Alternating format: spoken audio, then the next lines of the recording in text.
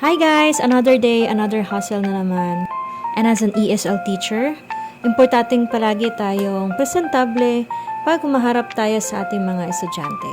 Kaya naman, dahil ayaw kong magmukhang basang sisiw, so i-blow dry natin ulit yung ating buhok gamit ang Codec Airbrush.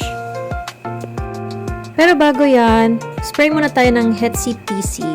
Ito yung heat protectant spray ng Hetzy PC.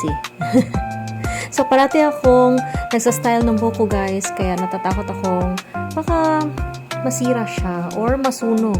Dahil medyo mainit din naman talaga itong Codec na airbrush. So, yan. Pinifix ko lang sa gusto kong temperature.